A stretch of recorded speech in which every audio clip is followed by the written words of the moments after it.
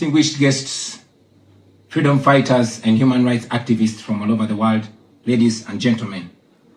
This is my second time speaking at the Geneva Summit for Human Rights and Democracy, and I'm very grateful to the organizers for making it possible for me to speak to you today.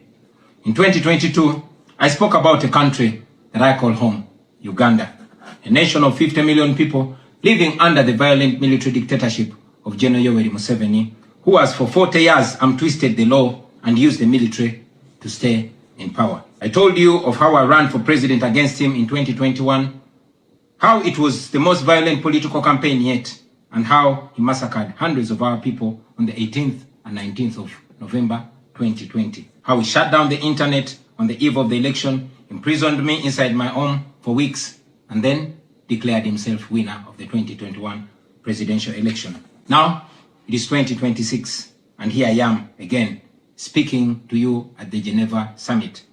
Nothing has changed for the better, only going from bad to worse. Despite what happened in 2021, we were driven by hope to give it another try. So in 2025, I announced that I was running for president again. For 112 days, I traveled across the country campaigning, and the population turned up overwhelmingly. Yet again, our campaigns were violently attacked, our supporters were murdered, we were blocked from reaching many places, and were also blocked from several media stations. As usual, Museveni shut down the internet again, this time 3 days to the election. And what happened thereafter was not an election, but a military operation. The election was so rigged to the point that even at the polling station where Museveni voted for, he got much more votes than the actual registered voters in the register. Our polling agents in several places were arrested and whisked away. Several of our party officials were arrested and many abducted. 2 female deputy presidents of our political party were abducted and held incommunicado in a military barracks for 3 weeks before being thrown into a prison where they are languishing right at this moment. The military was deployed on our streets, shooting on spot whoever dared to challenge the criminality. It was under these circumstances that Museveni yet again declared himself winner of the election, this time with over 70% of the vote. Right now, I'm speaking to you while in hiding. This is because as soon as the election was finished, Museveni's son, who is also chief of the Ugandan military, issued an order to take me to him, dead or alive. The military acted on his order and raided my home. They tortured my family members, humiliated and undressed my wife, accusing her of hiding me. Meanwhile, they were recording and taking pictures of her, which the military chief later on shared on Twitter and bragged about capturing my wife. They also took over my home and surrounded it, and they are occupying my home as we speak right now. My wife and children had to flee the country for fear of their lives. I am in hiding, but I don't want to be in hiding. It was necessary though, so I can stay alive and be able to speak to you right now. I've said it before and I say it again, that I'll resurface at the right time in my country. I feel like the international community has abandoned us. They've ignored us and they've left us to the fate of dictators. When I ran for president in 2021, Museveni and his thugs denied their crimes. They killed our people and denied it. They tortured people and denied it. They raided our houses and denied it. General Museveni has been a smart dictator because he puts on a suit, goes to the West and to the UN, speaks very nicely about democracy and human rights, but realistically, he does not mean any of those. He talks about our so-called Human Rights Commission in Uganda, but the same person closed the UN Human Rights Office in Uganda 2 years ago because they dared to question him about his atrocities. Now that is how he has been able to maintain a facade of democracy for 40 years and counting. But now Museveni is 83 years old, and his 51-year-old son, Muhoozi Kainerugaba, commands our military, the Uganda People's Defense Forces, more like Uganda's defense against his own people. And he's effectively in charge. Unlike his father, Muhoozi does not play the role of a good dictator. He openly and shamelessly says despicable things on social media. On Twitter, he openly confesses and brags about committing atrocities against the people of Uganda. When he was summoned by Parliament, he called Parliament a house of clowns and fools, and he threatened to arrest all of them. He describes judges of the Supreme Court of Uganda as clowns in wigs, and he has threatened to crush all journalists that dare to criticize his actions. In April last year, he abducted, detained, and tortured my close friend and bodyguard called H.E Bobi, also known as H.E Mutwe.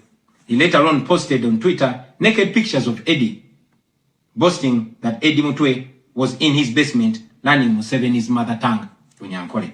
Last month, he bragged about killing 22 of my friends, and he said that he's praying that I am the 23rd person for him to kill. In other words, Museveni and his son no longer fear international retaliation for their crimes. They've been so emboldened by your lack of action. They know that they can murder their own people, imprison them, torture them, remove their fingernails, push needles down their testicles, and nothing will happen to them. Now, they're using rape as a weapon. Boys and girls, men and women, people of all ages have reported being sexually assaulted by Muhoozi's military. And it's not rare. The majority of the people that they capture and unlawfully imprison have reported being raped, whether men or women. It is no longer possible, ladies and gentlemen, for the international community to deny Museveni's violence and atrocities. It's all over social media. And today, I am talking about it to you. Now, this is our call to action. The way I see it, if the international community continues to be complacent, then Uganda will go from bad to worse. Museveni and his son's military will massacre many more innocent Ugandans. You, ladies and gentlemen, in the Western world, will be forced to grapple with millions of Ugandan refugees pouring into your countries. And maybe then, the international community will come and commiserate with the people of Uganda, just like they did after the genocide in Rwanda, but it was too late. The second option is that the international community rises to the occasion. You stand by the values that you profess, democracy and human rights.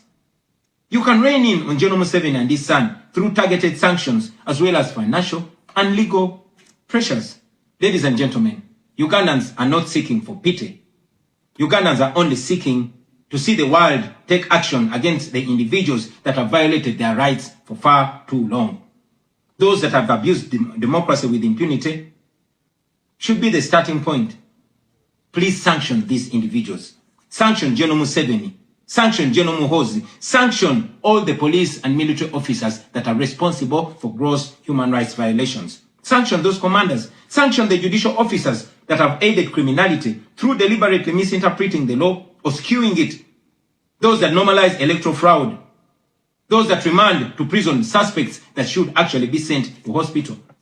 Sanction these individuals because their combined efforts in the last election effectively give autocracy a blank check to rule over the people of Uganda for 5 years. We call upon the international community to treat General Museveni exactly how they treated Idi Amin, because Idi Amin did what he did to Ugandans for only 8 years. Museveni has done much worse to the people of Uganda, and it has been for 40 years and counting. Because of the inaction of the international community, Museveni's mode of dictatorship and human rights violations is being seen as acceptable in the region, and it must be stopped before it is exported to other countries in the region and in the continent. We ask the international community not to recognize Museveni's regime because it is not legitimate. Please terminate any forms of cooperation with this government because he is not legitimate. On our end, as the people of Uganda, we are committed to non-violent means of changing our country, non-violent means of putting an end to this 40-year-old dictatorship. And you can be sure that the people of Uganda will sooner or later free themselves, because oppressed people cannot stay oppressed forever.